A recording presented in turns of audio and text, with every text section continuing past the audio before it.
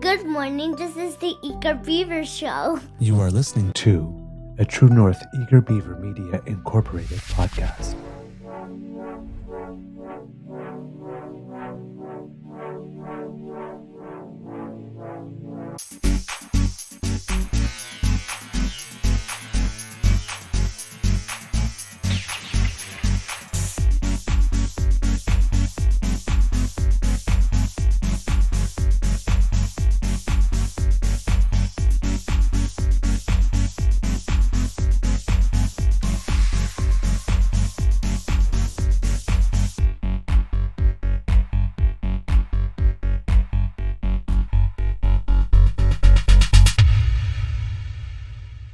The True North Eager Beaver podcasts are proudly brought to you by our founding sponsors, the Misfit Mysteries from Corvid Moon Publishing, your source for science fiction, fantasy, and cozy mysteries featuring a broad diversity of characters, CanadianTarot.com, your uniquely Canadian online eclectic tarot community, and the Peppermaster, hot pepper sauces made from farm-fresh ingredients to thrill your taste buds and expand your mind.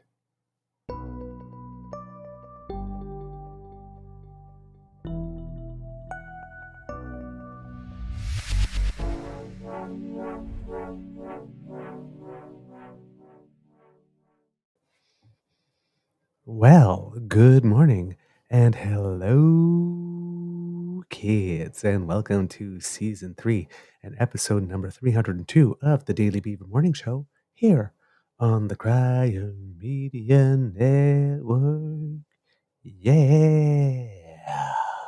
Today, recording day is Wednesday, January 24th, 2024. The 24th in 24. And it is going to be a rather warm day here at the Beaver Lodge after receiving a decent amount of snow. It seems that this week we're going to have a few days of temperatures that are significantly above zero, so we might have a lot of melt over the next few days. Hopefully it doesn't flash freeze after that, however, so that we have a skating rink all over. I'm your host, the Eager Beaver, pronouns he, him, hey, Mr. Beaver, eh? And with me, as always, is my good friend, Mr. Grizzly. A big thank you goes to our podcast founding sponsors, the Peppermaster, the Misfit Mysteries from Corvid Moon Publishing, and CanadianTarot.com. We have a nibble for you today, and we will, of course, be talking about the thing everyone is talking about because I did not have to look for content today. It just kind of fell into my lap. But before we do that, let's say good morning to Mr. Grizzly and ask him how his mental health is doing today, sir. Well, good morning, Mr. Beaver. My mental health. You know what? Mm-hmm. I'm surprised as you're going to be when I tell you this. It's actually really good today. Mm-hmm. I think it might have to do with something. I think it might have something to do with the fact that I'm a little fired up this morning. Can you guess why? I would suspect you are. I'm actually fired up too. I just let someone have it. Oh, did you?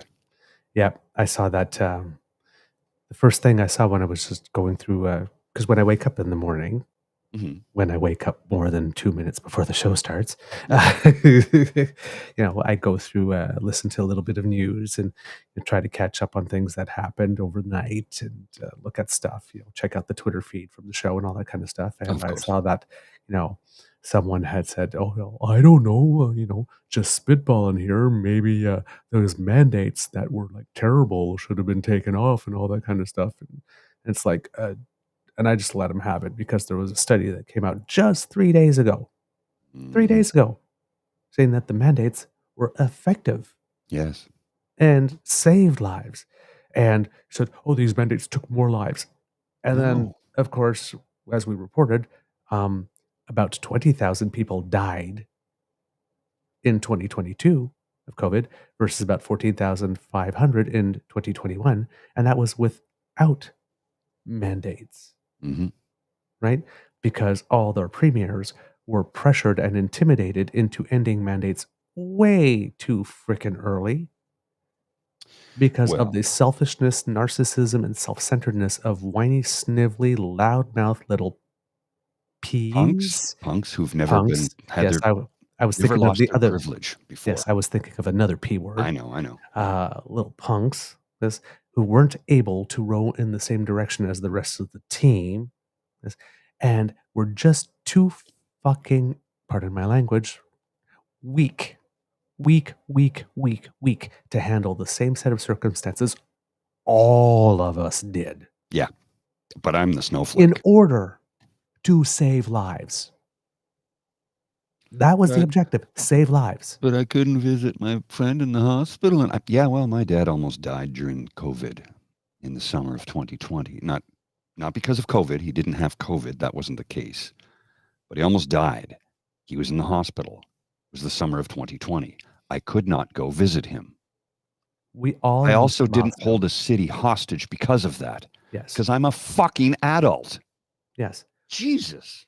All of us had people we couldn't visit. All of us missed milestones. Almost all of us had our jobs affected in some way, or our livelihoods, or whatnot. Yeah. All of us. And the vast majority of us just said, okay, no problem. Because it was a global health scare, a global pandemic. Well, the government was being too heavy-handed in forcing us. Oh, fuck off. There was never a fucking lockdown, not once. I was never locked in my home. I was free to go and come as I please. The province that had the strictest conditions was Quebec because it had few at some point. Nowhere else did. Mm-hmm. Nowhere else did. So then these people came to Ottawa one day, claiming tyranny, even though they were free to travel the entire country. Yes, drove across the country because I have no freedom. And because their freedom of expression was so tyrannically curtailed, they were able to occupy the nation's capital, the capital of a G7 country, by the way. Mm-hmm. And they were also allowed for nearly 4 weeks. And then they were allowed to occupy borders for nearly a week and a half or two, I guess. And before nations like the United States started calling us and saying, you know what, we can help clear that up for you if you want, which would have been a huge international embarrassment. Yes.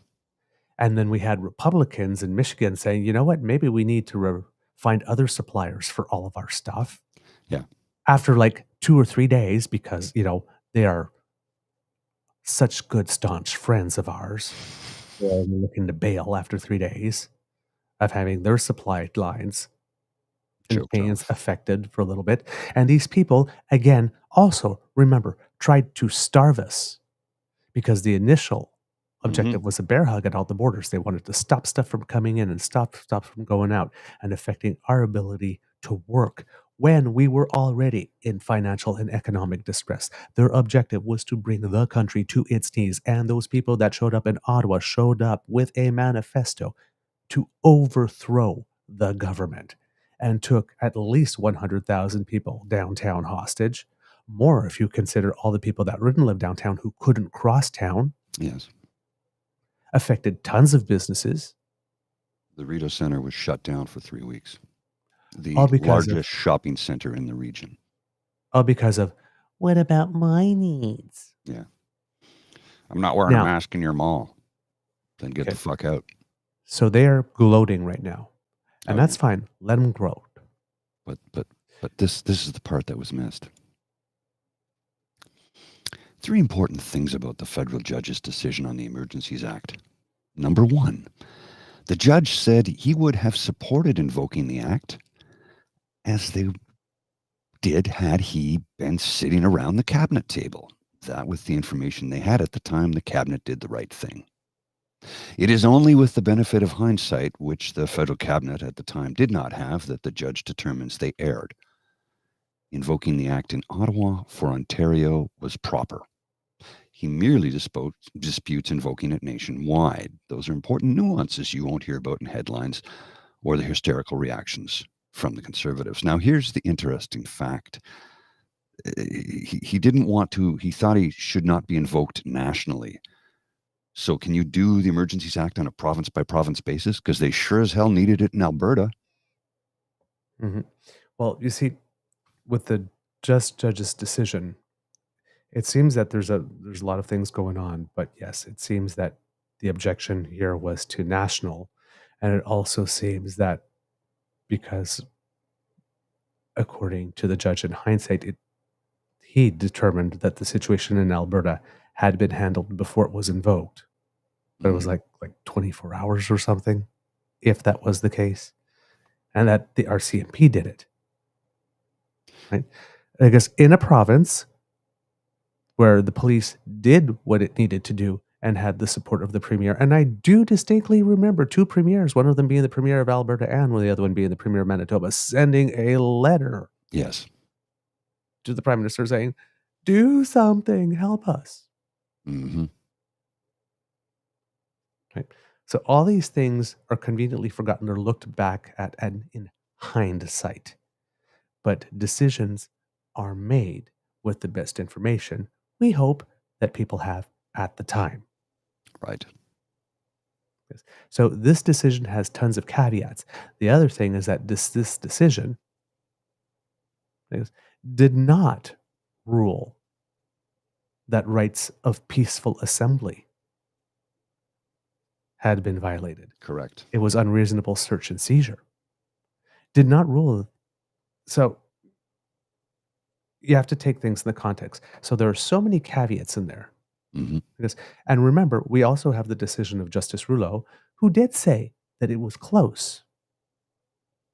He did say it was close. Yes, so this is not a surprise that another person would see it differently, because he said another person might see it differently. But this is with the benefit of hindsight. And the judge also said that he was getting ready. He was prepared to rule in favor. That's right. Of saying that the invocation was legitimate until the Canadian Constitutional Federation and the Canadian Civil Liberties Association made their case. So, and since then, you have a whole bunch of people, and again, a lawyer I very respect, but lawyer Paul Champ, Mm-hmm. who was in Ottawa, who keeps on saying he thought that it was overreach at the time and that there were other ways. But the thing that keeps on sticking in my craw is that none of these people that tell us that there are other ways tell us what were those other ways. So I'm not sure whether these people that are making these decisions are like working in this theoretical world Mm-hmm. in which, well, there was police forces in Ontario and it should have been done. But it wasn't. But it wasn't being done. Trust me when I say this. The police stood around. They stood around, and Doug Ford was too frickin' busy.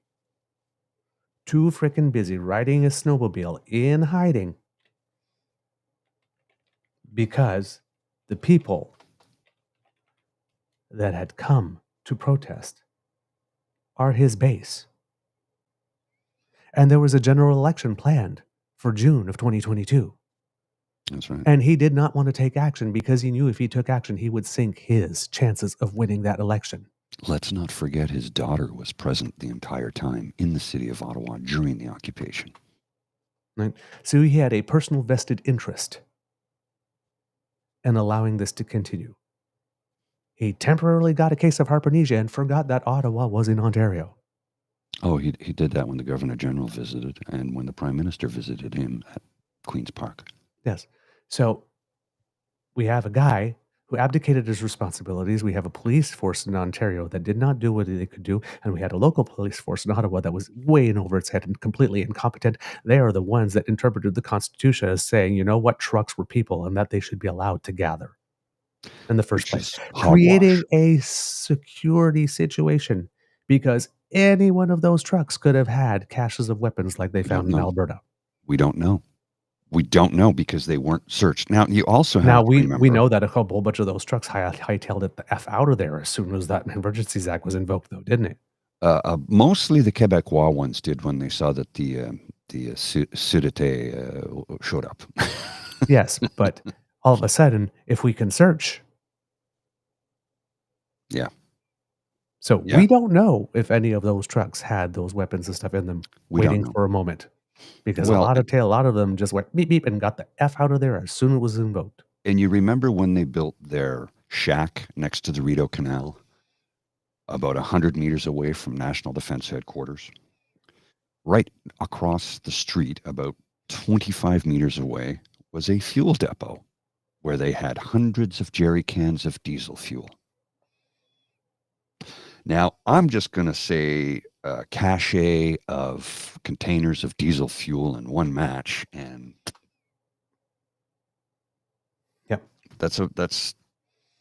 I So- mean, In hindsight, looking back at it, yeah, you might be able to say, in theory, well, the borders had been cleared and, the thing in Alberta had been dismantled. So there was no emergency. And, it was unconstitutional. And, but none of that would have helped the situation in Ottawa. None of it would have handled the situation in Ottawa. So this is the thing I keep on saying. It's like, if there was a way to resolve the situation in Ottawa in any way that did not involve invoking the Emergency Act, and if the federal government had some type of mystical, magical, legal powers that would have forced Doug Ford out To do from his so. hiding place and forced the OPP to do the work, do you not think that they would have used it? mhm. Or they thought it would have been effective? So Complete dereliction of duty. it's very easy now, in hindsight, to look back and say, oh, well, there was overreach. And I understand the principle from the Canadian Civil Liberties Association to not want to create terrible legal precedents. We don't want that. We saw what happened at the G20 Mhm. when Stephen Harper was Prime Minister. Yes. That was the single most one-day violation of human rights in Canadian history. He didn't invoke the Emergencies Act, but remember that commercial that we had going on during the election where he said, oh, Stephen Harper was going to put troops in the streets and everybody laughed, ha ha, and then we got the G20 and we saw the troops in the streets? Yeah, that's exactly what he did.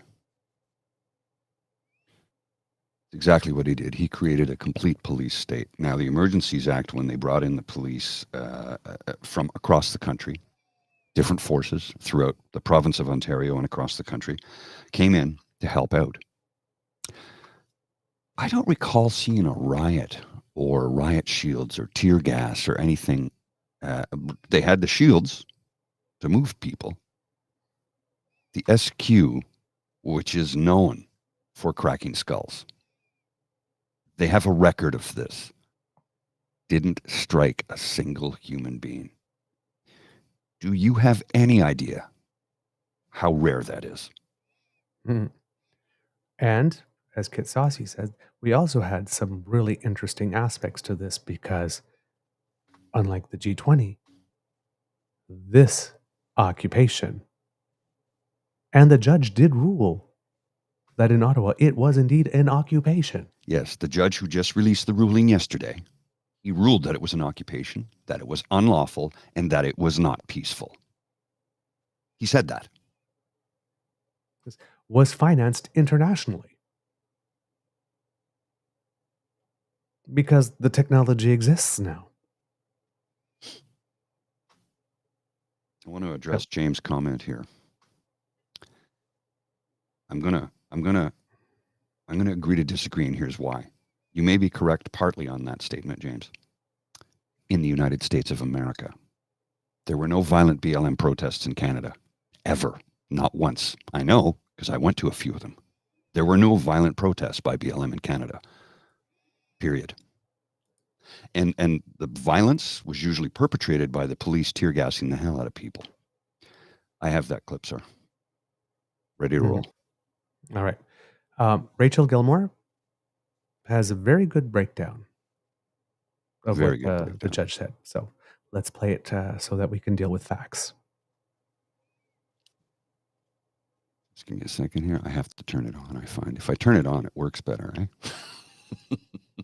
A federal judge just ruled that Trudeau's decision to invoke the Emergencies Act during the so-called Freedom Convoy was unreasonable and violated some charter rights. Though, interestingly, not the ones you might expect. Here's what you need to know about all this. The Emergencies Act is a really heavy hammer to use, so it makes sense that a lot of people would be interested in having Canada's courts scrutinize it closely to make sure no dangerous precedents are being set. Because the Emergencies Act gave cops a ton of extra power and allowed the government to freeze the bank accounts of those connected to the occupation. A mandatory inquiry found last year that the government did meet the threshold to invoke the Emergencies Act, but even then they said it was close. And now a federal court has found the opposite and ruled the emergency proclamation was, quote, not justified. And that in using this overly broad tool, the government violated the charter right to free expression and to be free from unreasonable search and seizure. But interestingly, the judge found there was no violation of freedom to peaceful assembly, because the judge said the convoy was basically an occupation that interfered with the lives of local residents, workers, and businesses. In the wake of this decision, I reached out to lawyer Paul Champ. He represented downtown residents and businesses during that previous Emergencies Act inquiry. And he told me he thinks the invocation of the act was a blunt tool that was unnecessary. As, quote, a coordinated response from the different levels of government could have addressed the excesses of the Freedom Convoy. He broke down the ruling for me like this, quote, the federal court basically ruled that the government's invocation of the Emergencies Act was unreasonable because it was overly broad and there was insufficient evidence that other laws or levels of government could not address the chaotic protests. Even as this judge found the government's handling of the occupation was unreasonable, he did agree that a lot of the stuff the convoy did was pretty fucked up. Like, the judge found the convoy, quote, went beyond legitimate protests and reflected an unacceptable breakdown of public order. So while a lot of different groups might be presenting this as a win or a loss for a certain political team, the actual winner here is democracy. Because the government is being held to account, and so are Canadians who think they have a right to totally disrupt other people's lives. And they did. Trust me. I lived through it.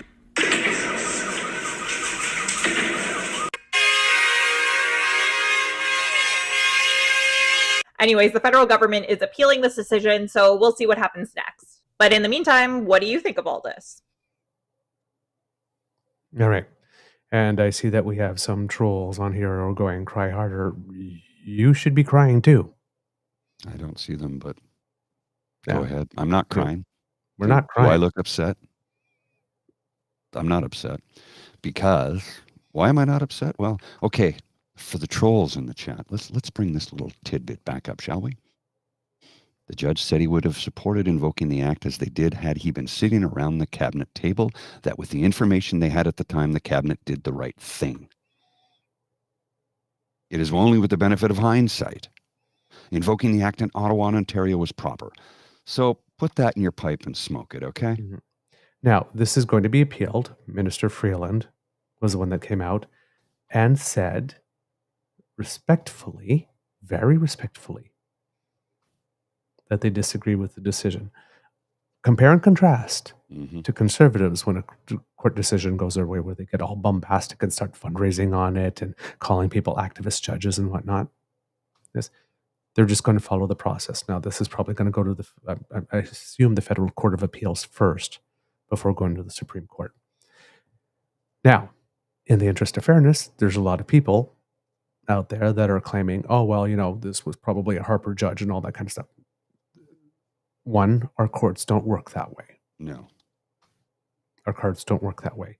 Two, was not a Harper appointed judge. Justice Richard Mosley was appointed to the federal court in around 2003 and to the martial law court in 2004. That was under the time of the Chrétien Martin government. Okay. When it goes to the Supreme Court, you have some people saying, oh, well, it's going to go to the Supreme Court, and of course there's going to be overturned because, well, it's stacked with Justin Trudeau nominees, and, well, they're going to just go his way. Again, wrong frickin' country. Yeah.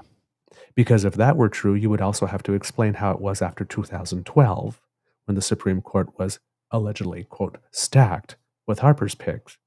He still became the most overturned prime minister in Canadian history by the Supreme Court. In Canada, our justices have a loyalty first and foremost to the Constitution and the rule of law, and that has been proven time and time and time again as is the case with this decision. A lot of us don't agree with it. A lot of us don't understand it. Even those of us who understand it, like me and Mr. Grizzly, how you can look back in hindsight and see, okay, yeah, maybe it wasn't national. Maybe it was too broad. In a sense, can see that there was a reality on the ground and that normal mechanisms weren't working. If everybody had just done their damn fucking jobs, Yep. there would have been no need for an emergency act. But we had one premier in particular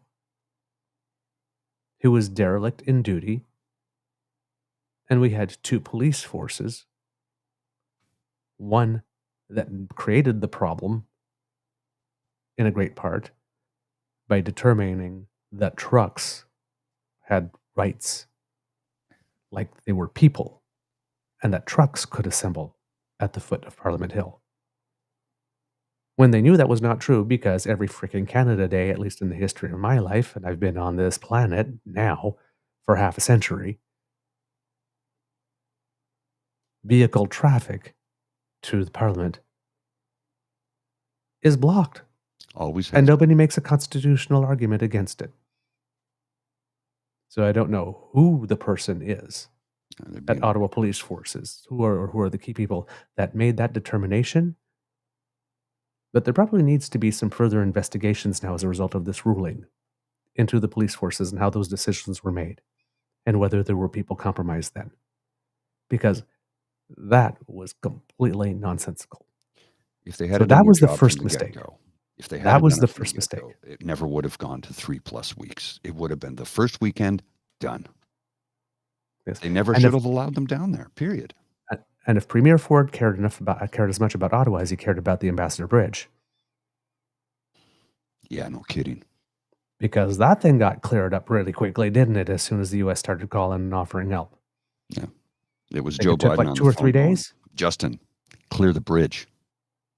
That happened pretty fast. Oh, the OPP were there. Yeah. They did their job then. Yeah, funny how that is. Look, Mhm. I wandered around the streets those days. I have video footage of the carnage that was taking place where they're having open bonfires on the street, drinking beer. Police are just standing there doing nothing. They've blocked off streets. They're blaring horns. They're having dance parties on the street. They're lighting off fireworks, and they're going, nobody lives there. Bullshit. They had a disco dance party right in front of 700 Sussex, the most expensive real estate in the city. They held that nightly between the Chateau Laurier and 700 Sussex, Canada's most prestigious hotel, next to Ottawa's most expensive real estate. But nobody lives there. Mhm. So now, this decision creates a whole lot of mess, of course. Oh, yeah. Because, one, you're going to have the loudmouths and the punks, because we're going to be buoyed by this. We had the Premier of Alberta saying Alberta won. I don't remember Alberta being a litigant in this case, but No. there you go. She's feeling that. You got PP going all over saying they won. You got Andrew Scheer going, oh my God, the government did it. It's like the man who still Cheered him hasn't on. come clean about why it is he couldn't tell us for 10 years about his dual citizenship and lied about his resume and couldn't tell us during an election where he stood on a woman's right to choose and a rainbow person's right to marry and all the other, and transparent on what he did with all those party funds. Sending out all the usual suspects are doing the usual things, and they're gloating and they're laughing, and that's fine. They're going to have their moment. But this ruling, if it applies to the loudmouths, it applies to everyone. So the next time that there's a group of Indigenous people blocking a railway track or a bridge, and all of y'all come out and say, let's crack some heads, No heads were cracked. remember this ruling. No heads were And- cracked. The somebody- textbook method to remove encamped protesters was exhibited during the EA's invocation and removal of said occupiers. Mhm. They did not crack heads. And They the could next have. time a black person is summarily executed by a police officer and Black Lives Matter people get together, remember this ruling. Mhm. And should ever, as the Fifth Facade KC on Twitter says, gays bringing the club dubs, poppers, portable saunas, inflatable hot tubs, and karaoke's and see how fast they haul our tatted asses out of there. Yeah, no kidding. Because, and you know, when they try to double time it, if the drag queens show up, especially with books, hmm You know, one of the things that always remember troubled this me, ruling. one of the things that troubled me about when the police came in to start removing them, the very first person they arrested was the black immigrant from Nova Scotia who had parked his vehicle down there to protest the protesters. He was the first one arrested. How convenient. Just. Yep. Ugh. So, and listen, you have other legal minds here, right? Stephen Maher created the circumstances where Trudeau had to act. The Premier had jurisdiction over policing in Ontario, and he had let it go far too long, right? You have David Cochrane, another lawyer. He was the first one that I saw that pointed out, you know, the caveats in those decisions. Mhm. Because all those caveats, in hindsight, because, well, applying the hindsight test is easy. And again, kits and cubs, we need people to do that. Oh, yes. It is part It's of the system. necessary. This is a necessary part of the system. And this, we may not like this ruling. We may not understand it. We may think it falls short. We may feel it does not reflect reality on the ground. That's why we have appeals processes. And But it will this be appealed. decision coming down the way that it did creates mess. Now, fortunately, if we're talking strategically, it creates mess and opportunity for both sides because while the Poilievres in the world are going out fundraising and Mhm. doing all of that type of stuff, but what they're going to be doing is also fueling more of these types of protests by doing that. The people on the other side of this argument are also going to have the PR narrative of defending the rights of all of us Mhm. who did the right thing. The over 90% of us who did the right thing and defending it all the way to the Supreme Court and standing up for us. So there are going to be competing narratives. But our Prime Minister, I hope, and somebody made the comment and I agree, completely agree, has to take off the kid gloves, has to stop talking like the father, and needs to call a thing a thing. Now, I'm not saying that he goes around and calls them loudmouths and pussies. But he's got to literally make it plain, in plain speak, like Jean Chrétien does. Who's at fault here?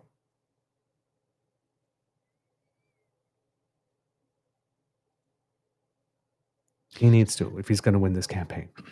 Well, and remember what the gist of the ruling, the gist of it was the municipality, the police service, the Ottawa Police Service, the municipality, the city of Ottawa failed the citizens of Ottawa. And when the premier of the province of Ontario, Doug Ford, did not step up to the plate and send in the OPP like he should have, because his daughter was encamped with them, And because he had an election. And he wanted to stick it to Trudeau, and he had an election. The funny thing is, though, and I've heard a lot of people say he wanted to stick it to Trudeau. No, he didn't. But I don't really believe that, and here's why. Because he seems to have a pretty good relationship with the PM. Not only that, but when Trudeau invoked the Emergencies Act, he was the first one to praise the decision. Yeah. So he just didn't want to be the one doing it because he had an election coming up. And here, another thing that needs to be kept in mind here is that everybody's saying, I saw James say this is a teachable moment for Trudeau. Perhaps it is. But here's the thing. This measure was voted on by Parliament. And it passed. The measure was subject to a vote in the House of Commons, the House of the People. It was decided by Cabinet, but it was put to a democratic vote in the House of Commons. And it passed. Now, as we mentioned at the time, it didn't go through a vote through the Senate because it was in effect for about 9 days and then pulled back quickly because it had done what it needed to be done. And we said that that was a mistake. Now, probably would have been a very, very good time to have that vote in the Senate now. Would have been nice to have that second part, having it gone all the way through the process and get the royal assent. Because that probably would have come in very handy in the next levels of court cases. But this was not just a Trudeau decision. It is not just a cabinet decision. This was a decision of Parliament. More than one party voted for it. More than one party voted for it. There is only one party at the time, two if you count the PPC, but they weren't in the House to vote. One party that thought, you know what? Let's egg this thing on so that the Prime Minister can wear it. There was one party thinking of positional advantage rather than what was doing the right thing.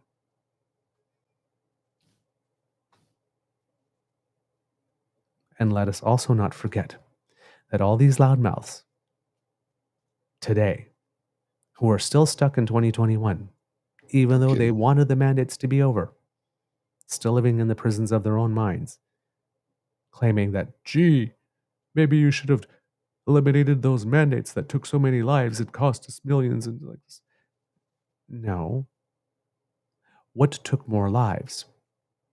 What cost us millions? And what made the mandates drag on much longer than they needed to was all of yours combined selfish actions. Your refusal to row in the same direction as the rest of the team made it so that the rest of us had to work harder to try and contain. So all those additional lives lost,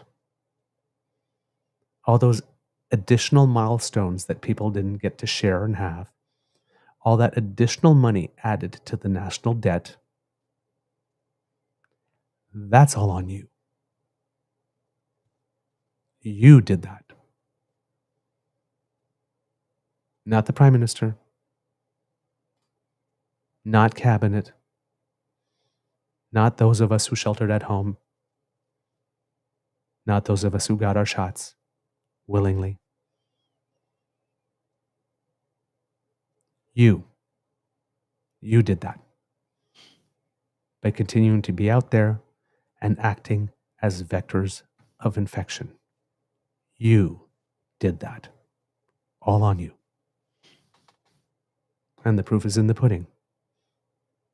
You look at the data from our near-peer countries, like the United States, more people died per capita there. They had fewer mandates. They had Republican governors that wouldn't do the bare minimum.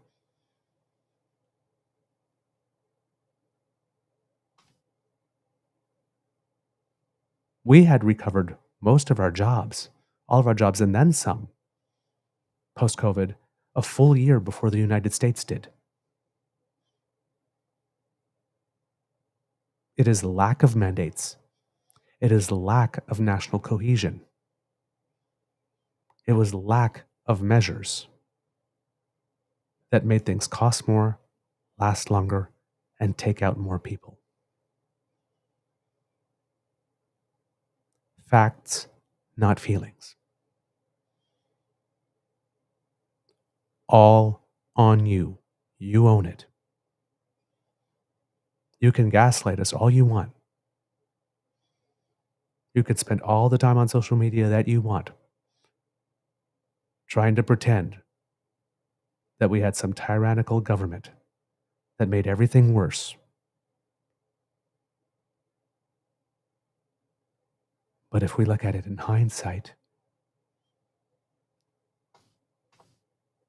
all you did that. You wear it. You own it. And we all know it. And you do too. And that's the reason why you guys are yelling and screaming so hard and loud. Because you don't want to own the responsibility for the fact that you all have blood on your hands. They never will. They're a group of Karens. If you were too selfish and narcissistic and self-centered to be able to do the very minimum at the time to save lives, we don't expect you to take the responsibility. Now. But it's when it's you yourself in a mirror, you know, that old mirror test, you all know what you did.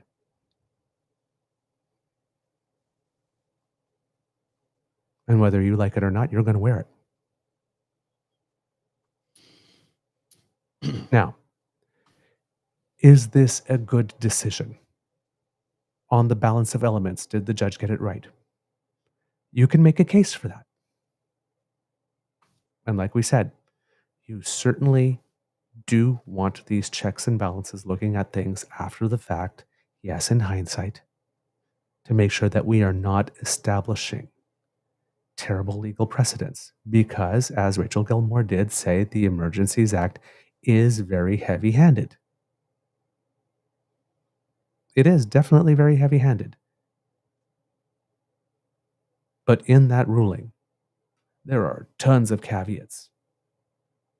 It is almost as if this judge was saying, okay, theoretically, in law, I have to rule this way.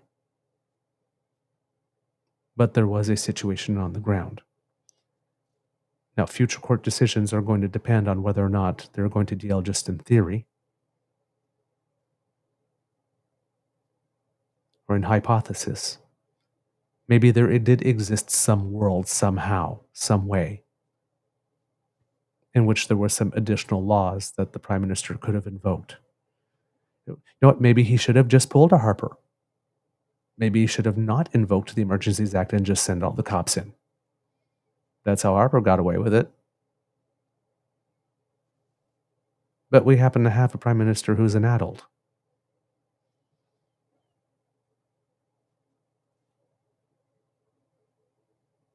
So he invoked the law. As I mentioned at the beginning of the show, what I would like is for either a judge or some lawyers or people that have expertise in this area to actually sit down for an interview somewhere and explain to the nation, what are these other measures that they all claim could have been used? What are these alternatives? Given the situation on the ground, not in hindsight, but at the time, that could have been used to resolve this as quickly and as efficiently, without violence, without pain, without one bullet being shot, without one can of tear gas being deployed, without any pepper spray being deployed, to break up what was ruled now by 2 justices as being an illegal occupation.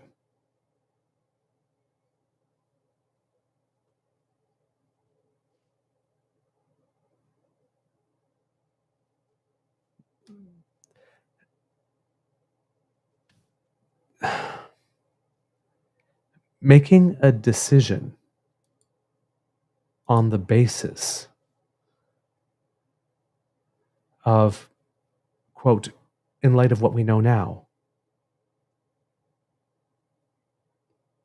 And this is Peggy Blair, who is a lawyer. Very, very, very respected lawyer. In fact, retired lawyer, but very respected. I believe she even went to Harvard. In light of what we know, strikes me as the wrong test to apply to whether the use of legislation is reasonable or not. Somebody is going to make that case at a higher level court.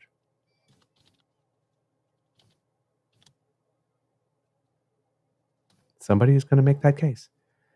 It's going to go through the system. And it's going to take time.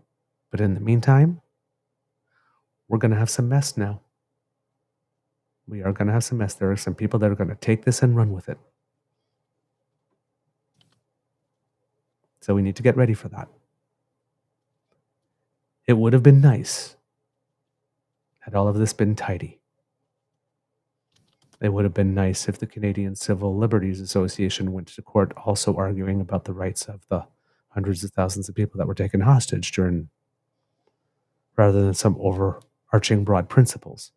But then again, that is what the Canadian Civil Liberties Association is there to do. And we've said that in previous shows as well.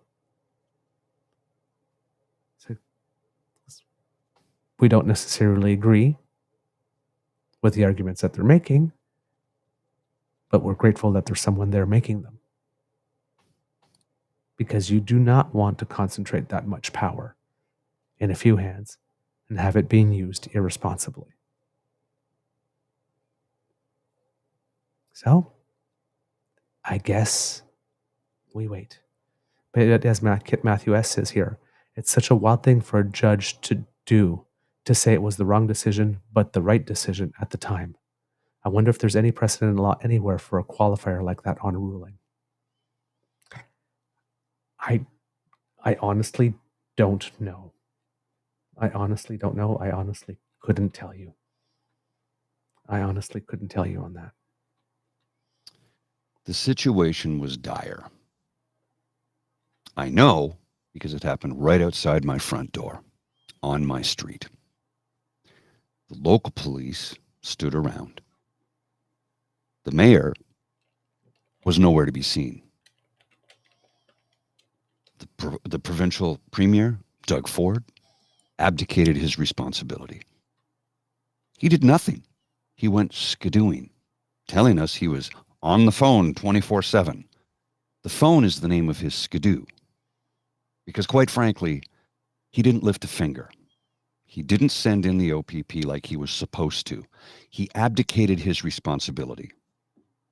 The police chief, who lost his job because, well, he resigned, he stepped down, said, pay me out and I'm gone, is a conservative supporter. That's neither here nor there. But the thing is, he came up with this weird sort of thought process that blocking trucks is a charter violation. It is not. Blocking a truck is not a charter violation. They can get out of the truck and walk to the hill. They've not stopped their freedom of movement. They've stopped their method. A truck can be used as a weapon, as we've seen in the city of Toronto. They should have blocked every one of those trucks and not allowed them to get parked on Wellington Street and encamped. For Christ's sake, Bank Street was blocked from Gladstone to Wellington. That's about 2 kilometers. You couldn't drive because it was just nothing but bumper-to-bumper vehicles encamped. His ruling is bizarre because he's like, well, if I was at the table, I would have done it, but they shouldn't have done it. And he agrees that it was the correct thing to do for Ottawa. Yeah, he literally says, except for Ottawa in his ruling. Except for Ottawa. So it was the correct thing to do in Ottawa. What about the Ambassador Bridge? What about Coutts, Alberta? Can you do a surgical enactment of the Emergencies Act? Can you invoke it just in Coutts, just in Ottawa, and just at the Ambassador Bridge? I don't know. But it's these fools who don't know a damn thing who keep going off about the Emergencies Act is for wartime. No, it's not. No, the media I read the fucking thing. The media was asking for it to be invoked in 2020 to enforce COVID mandates. It's not about wartime. It's about emergencies. That's why it's called the Emergency Act. The amount of people that I've encountered in the last 12 hours or more online telling me, well, my rights were violated. I'm like, what ones? My freedom of movement, my freedom of thought. Bullshit. You have a vivid imagination. People drove here from Alberta. I don't think their freedom of movement was taken away. Freedom of thought? Nobody's ever had that taken away. People have vivid imaginations. Your privileges may have been temporarily suspended. You have them all back now. Quit your fucking whining, you little pukes. Grow the fuck up, put your boots on, pull your bootstraps up, and make something of yourself like you always tell us to do. Go to hell, every fucking one of you losers. I'm so sick of this shit. It's like, really, grow the fuck up. I can't be calm about this. Now, the judge, his ruling is bizarre. It is bizarre. It was the right thing to do here and here and here, but not everywhere else. Except, what do you mean everywhere else? Were there people in New Brunswick and Nova Scotia and Newfoundland that were, I don't know, suddenly stopped from moving about? Like, where's that coming from? It was surgical strikes. So his statement is beyond belief, and it will be appealed, and it will get turned over. Yes. Well, and we have to remember that one of the reasons for which the rules, the Emergencies Act, was invoked nationally was because funding can come from anywhere. They're still missing $8 million, apparently. Exactly. And there was no telling at the time where the next action. Ottawa could have been dismantled and something could have popped up somewhere else. We have no idea. No idea. So having it nationally was a deterrent to more movements popping up elsewhere and to any other activities that would have happened in any other parts of the nation to support keeping what was going on in Ottawa longer. They were broad measures, yes. But if we're looking at it as simply there was something going on in Ottawa that needed to be dismantled and nothing was going on anywhere else, so we didn't need it anywhere else, which seems to be a very narrow application, then this judge is right. If the view is that financing could happen anywhere and little movements or protests could pop up everywhere after this, then having it nationally was probably a good idea and probably deterred that from happening. But that we won't know because the act was invoked and those other movements did not happen. And you can't prove a negative.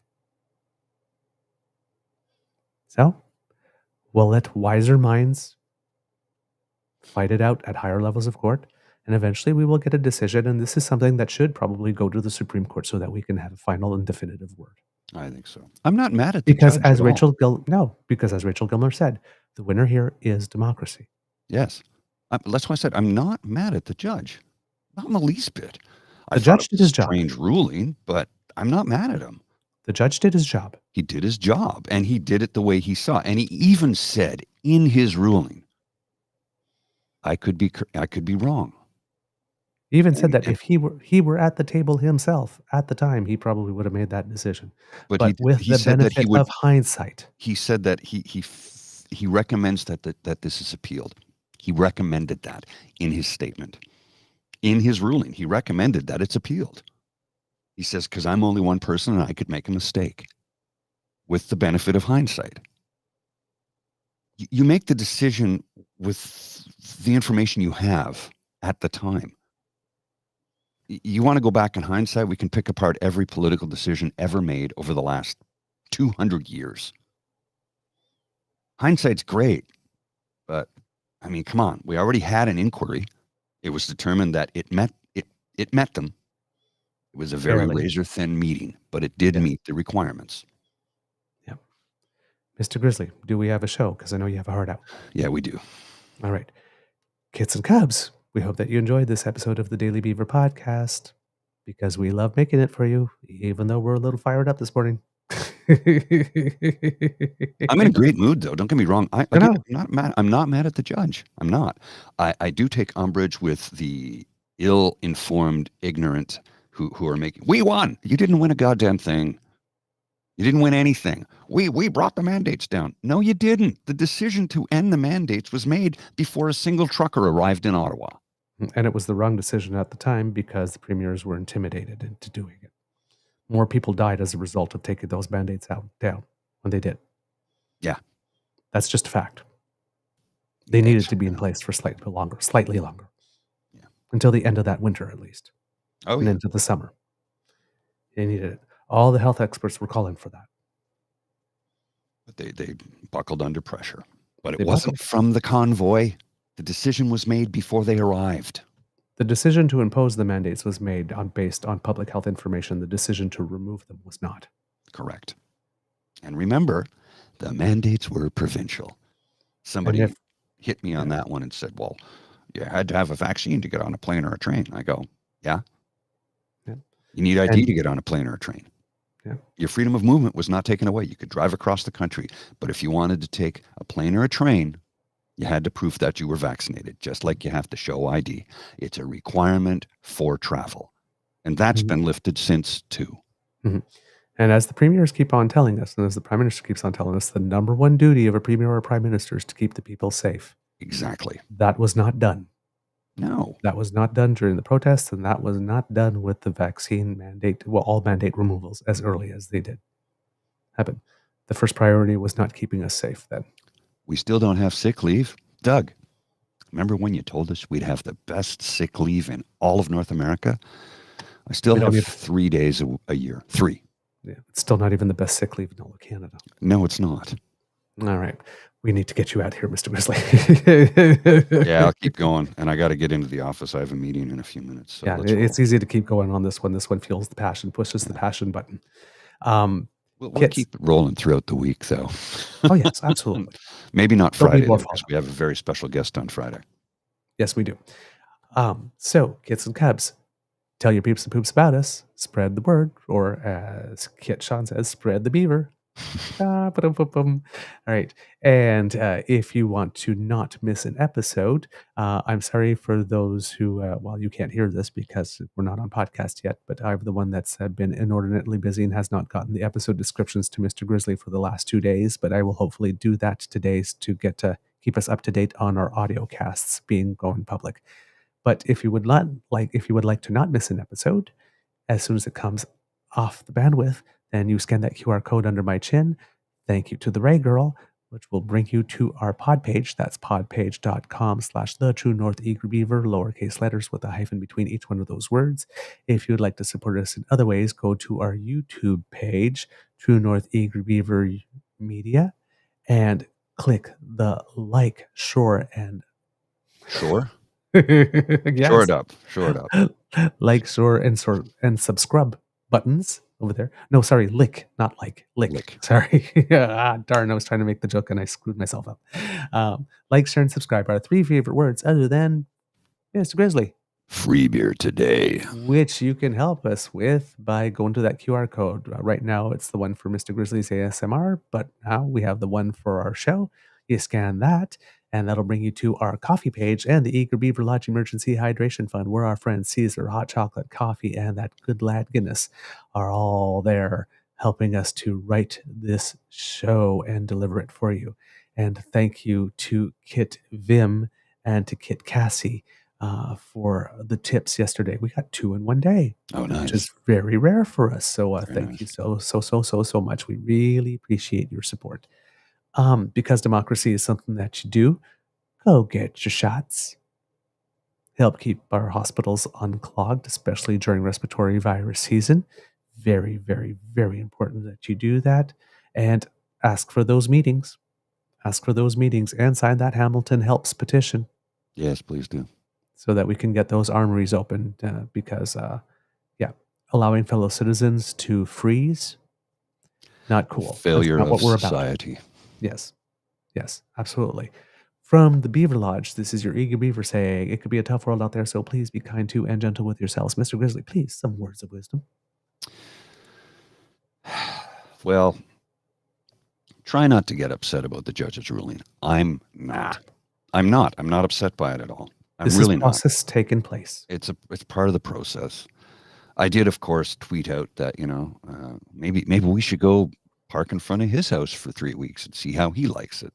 We do not recommend that. No, I asked a question. I Yes. did not suggest it. I asked a question. And you also have to remember, no, we don't recommend doing that. And I didn't even mention the judge's name or their gender for that matter. Just asked if the judge would like that.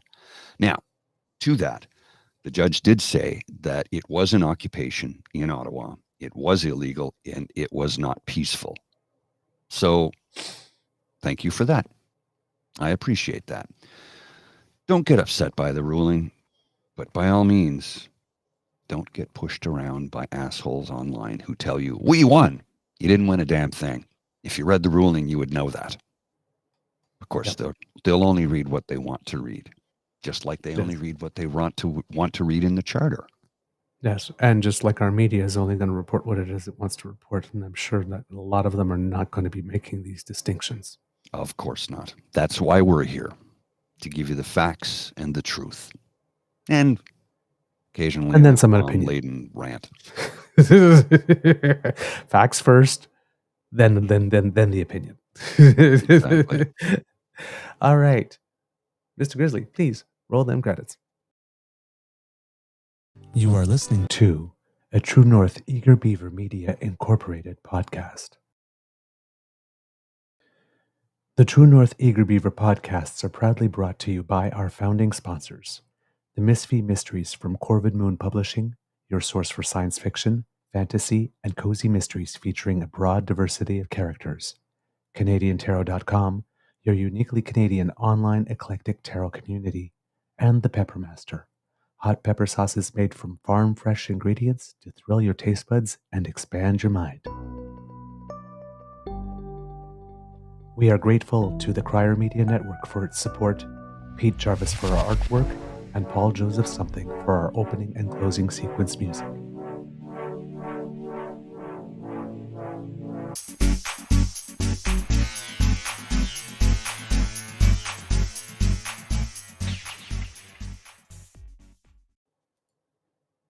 All right, Mr. Grizzly, quick little Easter egg.